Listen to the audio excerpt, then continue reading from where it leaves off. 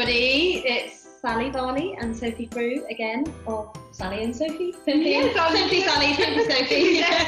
Simply Sophie. Our little duo. Yeah, we've got another amazing recipe for you today, and Sophie's going to tell you what it is. I am. So we're going to be doing a vegetable stew, but with the vegetables of the season. So we've got some butternut squash, we've got some sweet potato, yeah, if you can see, butternut squash, sweet potato, I think I've got a whole butternut squash. Yeah. We did 4 sweet potatoes, a couple of onions, there's going to be some mixed beans going in. Like this sort of thing. Yeah, these are really, really handy to buy because otherwise you'll be using half a tin of one, half a tin of, but so a nice tin of mixed beans, and then I've gone in with an extra tin of black-eyed beans, but if you'd prefer cannellini beans or butter beans or chickpeas, that'd be another good one. So you can't see them all in here, but just what I rinse them out as well. Do you rinse your beans out as well? Yeah. So they've all been rinsed. We're going to be putting some spinach in, so I've got about 3 or 4 handfuls of spinach, some tomato puree, some salt and pepper, some vegetable stock, and then basically we're leaving it in the slow cooker. Yeah, so if you've never seen one, this is what a slow cooker looks like, and it sits inside a sort of heating device thing. And I mean, I'm really pleased to do this recipe because obviously it's really the preparation that just takes time, isn't it? And that is it. You bung it in, and in the pot, I've got this really massive slow cooker book, but I have not used it as much as I thought I would. Yeah. Because sometimes you have to do we have to do that now? Brown off the onions? No. Okay, Literally, cool. I'm just putting Perfect. it. Because if I've got quite a powerful slow cooker, so I'm going to be putting this on high. So literally, you will get straight away that heat going in. Yeah. And then in a couple of hours time, I'll probably turn it down. So it's really great for just leaving it on. So you could go out for a couple of hours, you could come back, you could check it. Yeah. And I just go off, what it looks like, what it smells like. Yeah. So for example, with the spinach, I won't add this in until the end. Yeah. It's just obviously it just will say, but I've just, so I've got it out. I mean, slow cookers, this is also a thing for the autumn because in Chinese medicine, we want to be, it's all about the slowing down again and moving into the yin time. So slow cooking and roasting and just cooking things for a longer period of time at a lower temperature is much more beneficial for our health at this time of year. And I really want to get into using a slow cooker more because I have my little boy with me half the week and I'm always working up to the wire, and then I'm like, oh my God, school run, and I pelt down the road and I come back, and then often, he wants to talk to me and I'm trying to cook dinner, and so often I've thought, if I think it's something just that I could thing to do in the winter as well, because it's on, you can come back, you can literally just do whatever you need to do, and then your dinner's ready. You might, and I think also it's that sort of like I was said in another video, that I sometimes don't really enjoy my meals because I've just cooked them and then I sit down and eat them and they're a bit cold and that it's all. But if you've done something that you've chopped and prepped in the morning, it's been simmering away all day, the smell all day, through your house, and then all you have to do is stick it in a bowl and enjoy it. Finish it off with a nice herb. I always have to finish off everything with a herb. So this one is going to be parsley. Okay. So obviously we'll just go through showing, just putting it in.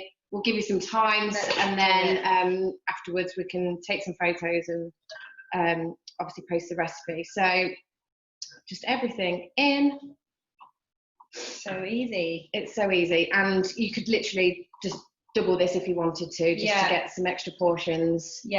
And hopefully, so how many is this lot going to serve? I'd say this is a good 4 to 6. Yeah. Or I suppose they're going to shrink down a bit. They're going to shrink down a bit, or a good 4 portions, and then you've probably got a lunch or 2 as well. So obviously the beans are amazing for protein and fibre.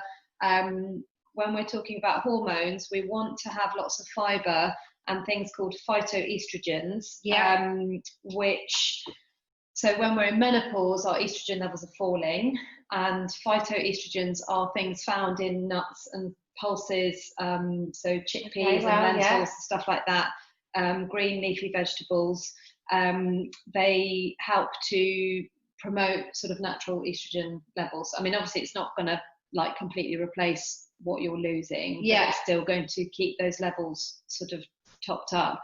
And these types of food also are slow releasing of energy. So you're not going to get these crazy sugar rushes and crashes, which mess up your insulin. Yeah. And then if you've got too much insulin going around, it's not necessarily about becoming diabetic, although that is obviously like the final not goal.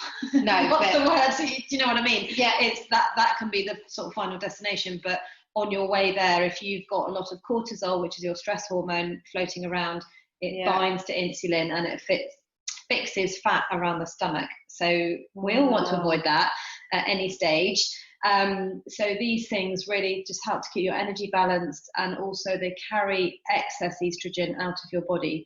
So we've got this weird thing going on where you can be estrogen deficient because you're menopausal, say, and sometimes people who are younger, you know, and it's affecting their fertility. And at the same time, you can be estrogen dominant because you've got too many fake estrogens or xenoestrogens coming in the form of toxins in your makeup, cleaning products, pollution, additives, medications, all that kind of thing. So these are the natural ones that you want, and they help keep your hormones amazing. So absolutely amazing. Let's get this going. So just for some extra flavour, just a couple of tablespoons of tomato puree. I'm just going to add some salt and pepper at this point. Is there any particular brand of stock cube that you use? I absolutely love the North stock pots. Oh, right, the little pot that looks like a jelly. Almost like a jelly. Yeah. I just love them, and I feel like there's actually, what do you like about them? Just like you almost feel like it's fresh. Yeah. You know, as I'm now looking at that, I feel that that's like as fresh as you can get stock without having literally done it from scratch. Or buying it because you can just obviously still buy it from public. Obviously it's cheaper to do it this way. But I love this. But I was just thinking, I might even add another stock pot to this, but we'll see. So just go in with, I've got a litre. That looks like quite a lot though, because normally they sort of, I thought they said you want to put in about as much stock or water as you want to be there when it remaining. Because obviously the vegetables leach out water. Exactly. Yeah, they do leak out, but then you've got your beans and stuff like that. Yeah, I suppose that's going to up, isn't it? But I'm going to leave it like that for now, and then obviously I'll just see as this cooks as to whether I need to add anything else. So would you ever pair any meat with this, or just do it like no, I think just because you've got the beans in there, I mean, you could add some lentils just to make it that little bit more texture, some nice halloumi or something like that would go really nicely on top of this. Yeah, amazing. So anything kind of I'd say like more like on the salty side of if you're going to be using you know, that sort of cheese, then halloumi would be great just to balance all the flavours out. And you'll notice that with the butternut squash and the sweet potato, these are again very good autumn time vegetables. They are seasonal, and things that are sort of orange and yellow are very supportive to the spleen system, which is an important part of your digestive system.